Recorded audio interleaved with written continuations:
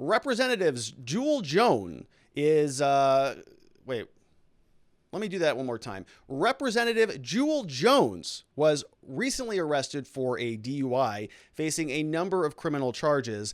Now, we're going to go through this story, and the reason being is because he's a representative. He is a House of Representative member over in Michigan, and he is facing, he's in some hot water. Now, a lot of the time people get DUIs, and it's kind of an easy thing, right? It's a traumatic thing. It's not something that anybody wants to go through. It's awful, and it can be very, very draining and exhausting. Most of the time anyways. But this one went a little bit bad because, first of all, this guy was a House of Representatives member, and he started to throw that weight around a little bit. When the cops came up to him and started to inquire about what he was doing on the side of the road in a ditch off of a freeway, he started to kind of want to puff himself up a little bit and say, I want your badge. I want your names. I want your ID numbers because I'm calling the governor, Big Gretch Rona, and I'm going to lay down the law. You guys should not be arresting me or harassing me. So this whole thing, as you can imagine, got bad quickly. It went a little bit sour. So let's take a look at what's going on here so we can dive into the story.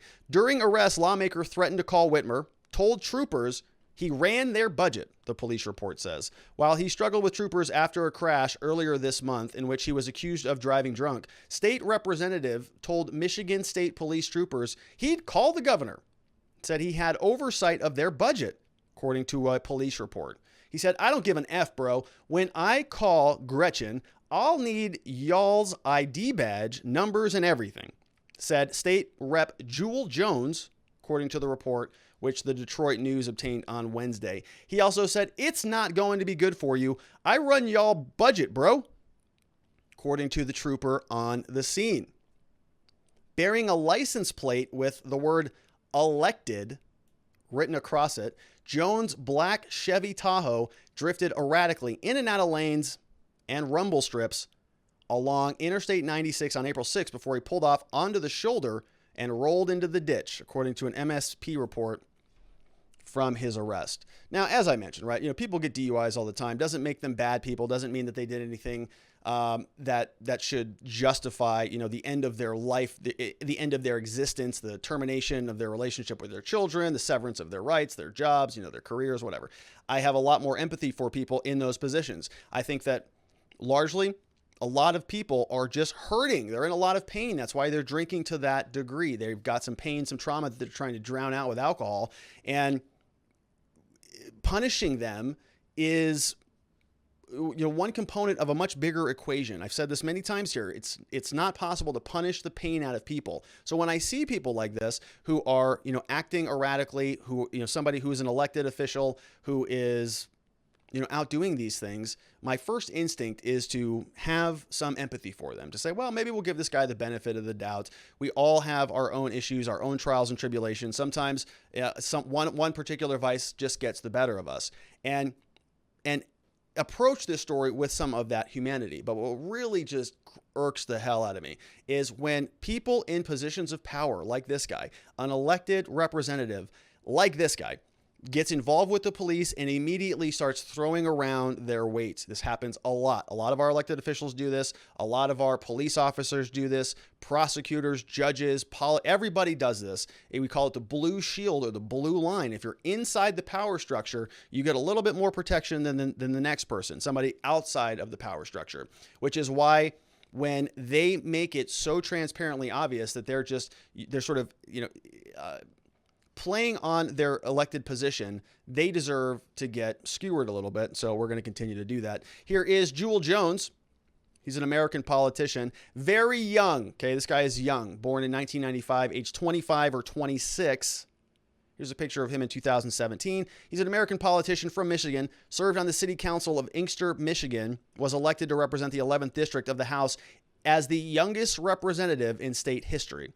He's a member of the Democratic Party. So two troopers arrived at the scene. They said the 26-year-old Inkster Democrat was combative and attempted to flash a badge at police instead of his ID. Eventually, Jones was taken to the ground Stun gun was used twice, and then pepper spray as officers attempted to get him into handcuffs. Jones was booked overnight in Livingston County, released the next day pending lab results. Last week, he was charged with 4 counts of resisting and obstructing a police officer, operating a vehicle with a high blood alcohol count, operating while intoxicated, reckless driving, possession of a weapon while under the influence of alcohol. His lawyer, Ali Hamoud, said he and his client were reviewing evidence and would refrain from commenting ahead of Jones's preliminary examination. His blood alcohol content, according to the report, was 0.19. Legal limit is 0.08.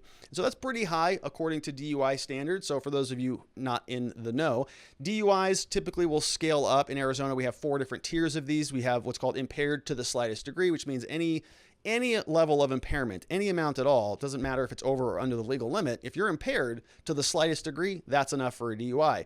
Then you have the legal limit, which is the 0.08. Then we have what's called an extreme DUI, which is a 0.15 and above. And we have a super extreme DUI, which is 0.20 and above. That's the highest misdemeanor level DUI that we have. We don't have any higher thresholds than 0.20. And so this guy was pretty high. He was at a 0.19, which is almost there. It's almost at the super extreme, which means it was quite high.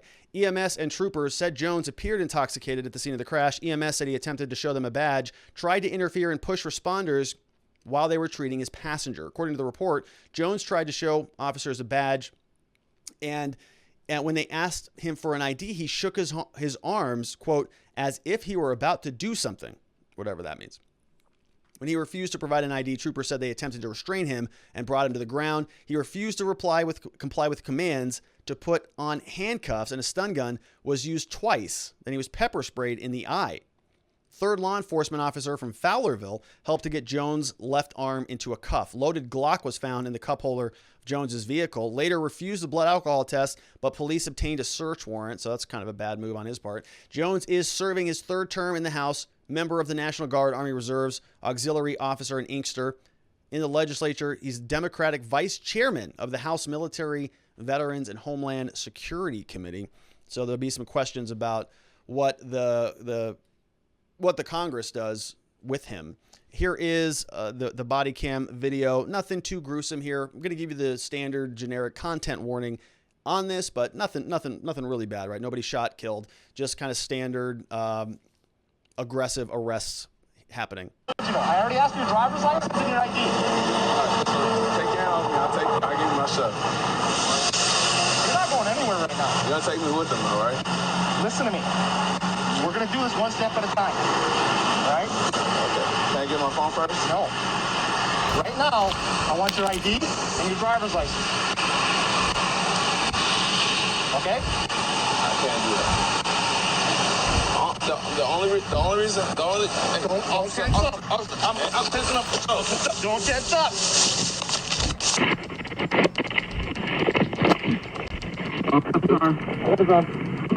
You're not gonna be able to get it. You're not gonna be. Stop resisting. Stop resisting. You're not gonna get it. I'm telling you do that. That's not gonna be good. Stop. It's not gonna be good for you. I'm telling you. Stop. No, I run your budget, bro. I'm chilling. I just want to talk to you. I won't move. I won't go nowhere. I just want to talk to you. We got this one. Give me your right. Give me your left arm. I just want to talk to you, bro. We're going to. If you stop resisting, Let go of my arm. that's how I'm going to get taken. I don't like this because Give us your left arm. Bro. Stop resisting. Bro, I've been abused by the police so much because I'm black. When I call Gretchen, I need your IDs and badge numbers, everything. I told you already. Now, in the video, you can hear the Inkster representative mention his position in the legislature and also. All right, so we're not going to play the news, but you heard him say that. Look, I'm going to call Gretchen. I need your IDs, badge numbers, everything. I'm calling Gretchen. I run your budget. You're all in deep trouble now. Now the guy is young, right? Obviously very drunk, so not excusing his behavior or justifying it, but he's a young guy, doesn't know what he's doing. He's going to pay the price for this for sure. He's being charged with a crime. Several of them, in fact, and it sounds like the prosecution is going to be moving forward full steam ahead, as it should, which is the good thing. So we have a bad politician, and we have some good police officers who are not giving him any special exemptions for being part of the power structure, which is a good thing. Take a quick look at some more information over from Detroit Free Press.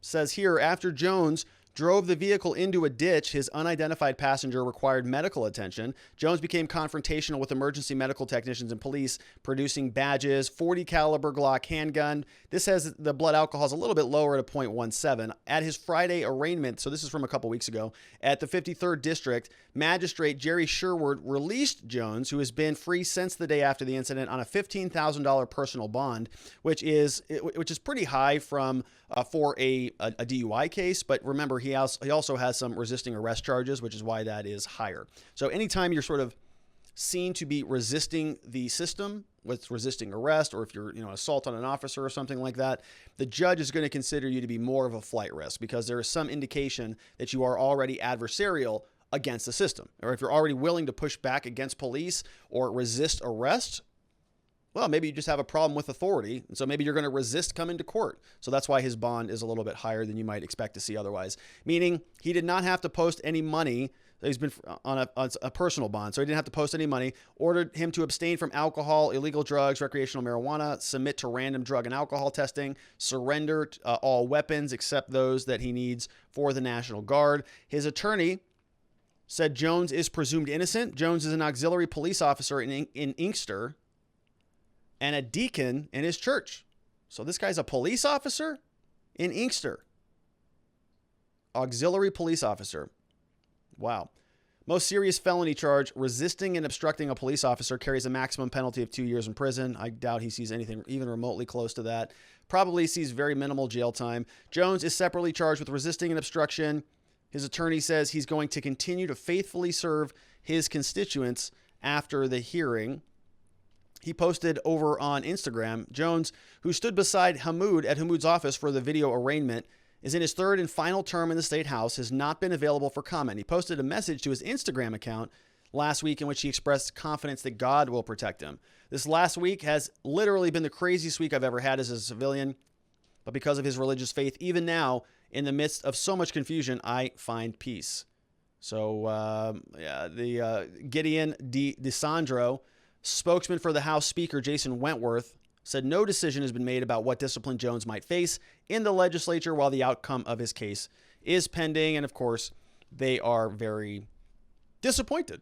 So, as they should be. We have Ma Fox in the house taking some questions. Says, neat legal question I've been pondering. In DUIs, is it an adequate defense to claim that you are so impaired that you could not have reasonably have known how impaired you were? That would exclude mens rea, like mental incompetence in other crimes. It's a great concept, Ma. It's a great idea, but unfortunately, voluntary intoxication is not a defense. If you do it to yourself, that's not a defense. If you are if somebody else intoxicates you, then it might be a defense. So if you're at a bar and somebody puts a roofie or, spikes your drink with something, or if somebody forcibly is making you, consume something in one regard or another, or gives you something, an edible of something and you think it's something else and it's not, that could be a defense, right? Rarely is that successful because oftentimes there is some element of voluntary consumption, right? You may not have wanted to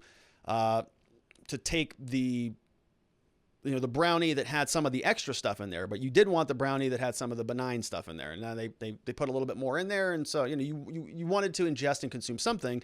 So therefore there is some criminal liability that connects to that. So it needs to be involuntary. If it is voluntary, you don't get to get hammered to the point of getting yourself so drunk that you don't remember what happened and then claim an exemption for that. But it's a good question, Ma. It's something that the courts have asked themselves and fleshed out. Nadar Blasier says, this police department sure didn't have any problem about releasing this footage. Politicians are the worst. Politicians are the worst. You know how many times I've said that in my life verbatim, like those 4 words? Politicians are the worst. Ugh, the worst. Joe Snow says, will you please ask your Illinois resident viewers to send me their email addresses? Sure. There you have it, folks. Send them over to Joe Snow. I'm seeking spectators to apply pressure via numbers on my CC list and on my daily emails to my state representative, Fred Crespo, Illinois 44. Trying to get my rep to support the repeal of the Freedom of Information Act, Firearm Owner ID. Oh, maybe that's what it is. Firearm Owner ID Act. Well, yeah, support Joe Snow. Yeah, go over on Joe, hop on to Locals as you're on there right now. Tell the community what you need. If you want to support that cause, I do not want to get in the way.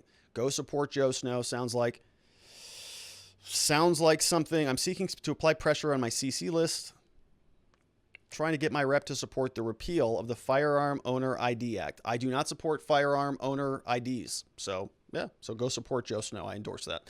All right, if that is what it is, which I have no doubt, no reason to believe that it isn't. So great questions, everybody, from locals.com. Thank you so much. If you want to support the show and be a part of the next one, you can go over to watchingthewatchers.locals.com, sign up, support us there, and join in. We've got some people we want to welcome to the great community. Look at, oh my gosh, all these people we want to welcome. We've got Rowan Cloud, welcome to the party. We have Little Philly, welcome. Susanna Academy.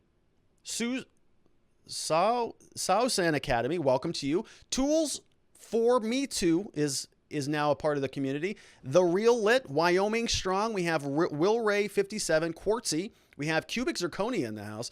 2A All Day Every Day, which is Second Amendment. All Day Every Day is in the house. Dilladoom Alik is in the house. Michael _R. We have DB Moran. We got Lydia Terry 2002. Carrie May is in the house. Not Her Mutter is also joining the program. We've got Granola Stew in the house and Ash Digger. Welcome to you. We've got a lot of people signed up. We have Luke AGO2. Welcome to you. We've got Honesty. Welcome. Cove Queen 043. Rattel _SC. ATB Kelly 100. Software Nuggets in the house. Joyce C _Beans. A Little Snark is in the house. Suburban Squid. Mark Roberts. Jeff Lynn 74. Penny 23. Painted Penny. Hey Jules, Adonis C 79. We have Sleeper 38 in the house. Libertarian Left and Robbie McCann also joined up. So many people. I'm going to guess that a lot of that came over from the Friday stream, which is what we had with Viva and Barnes. So hopefully a lot of those people are over, sort of already on the Locals community, and they're just crossing over into our platform, as I hope many of you are crossing over into the Viva and Barnes platform, because we want to support our fellow locals. That's what it's all about, just sharing that love a little bit. So I'm so grateful that you're here. Thank you so much for joining. It really means the world to me. As you know, we've been demonetized on YouTube, which is super frustrating. And we've applied. They told us they'd get us an answer on April 5th. Didn't happen. And many people are saying that just kind of just get used to waiting. It might be 7-8 months from now. So we're going to do that. But in the meantime, we're building up a better community, sort of a home base that gives us a little bit more protection and a little bit more freedom and a lot more fun over at watchingthewatchers.locals.com. So thank you to all of you, seriously, who joined, and you help make what we do fun and carry it forward. So thank you all for that. Big thanks to everybody who dropped some comments in today. Big thanks to Ma Fox, Liberty, Chris John, Leafy Bug, Tao Trout, National Populist, Ryan, Be Brave, Hack Consulting, Osak, Sharon Quiddy in the house, Jeremy Matrita, Leroy, TMD, HLB, Nadar Blasier, Huggin, Munnin, and Joe Snow. And then, of course, big thanks to everybody else who is just a regular on the board. People are posting all day, sharing links. I get ideas for the show over there. What's up, Jim Phoenix? We've got Dooms Dave in the house, Tweak. We have Lim Smith. The reason I do this at the end of every show is just to make sure that, we're memorializing this. We're setting some bricks one by one, building a platform that I think is going to really last, actually. A lot of these things kind of pop up and go, but I have had the opportunity to speak with some people on Locals, and I'm a believer in their vision and where they're going. So I'm excited to be a part of it. And I want to thank all of you for helping us to maintain our little, silo of freedom. So all awesome, Paula MK and others, thank you so much for joining us there. If you're not already over there, if you join, you can grab a couple things. You can get a copy of my book right there. You can see it's called Beginning to Winning. PowerPoint slides are available for download. Any impeachment party documents that you want to download, you can. You can download a copy of my existence system template. There is a promo code for the entire course. It's not working right now. I know. I'm embarrassed. I'm ashamed, but I'm embarrassed. But we're going to get it fixed. We're going to get it fixed and back in business, because we've got some education that we got to attend to. And boy, we're not going to be knocked off keister on this one. So my tech people are hard at work. Existence Systems is going to be back online soon. But if you want to join the community, you can still get all the other good stuff, including links and conversation, and meet great people over at watchingthewatchers.locals.com. And then lastly, but not leastly, I am a criminal defense lawyer here at the R&R Law Group. So if you happen to know anybody who's been charged with a crime in the state of Arizona, we would be honored and humbled if you sent them our direction so that we could have the opportunity to help. We love to help good people who have been charged with crimes find safety, clarity, and hope in their cases and in their lives. We can help with anything, things like DUIs, drug, domestic violence cases, misdemeanors, felonies, clearing up old records, quashing old warrants, restoring rights so that you can vote, possess a firearm, apply for some federal benefits. Any and all of those things, we're very good at what we do. We offer free case evaluations. So if you happen to know anybody in Arizona who needs some help, send them our direction. We'll make sure that they leave our office better than they found us, because we have a very, very strong passion for helping people through these situations. We do not believe that our justice system should be built and designed to just grind people into a pulp. No, we want to help people get things back on track so that they can be good in their own lives and useful to society. So we'd be honored and humbled if you sent them our direction. Other than that, my friends, I want to thank you for being here on this Monday as we get back into the swing of things. We're going to be back here same time, same place tomorrow, 4 p.m. Arizona time. It's going to be 5 p.m. Mountain, which means it's 6 p.m. in Central, and that means 7 p.m. in Florida. Everybody have a great night, sleep well, have a nice dinner. I'll see you right back here tomorrow. Bye-bye.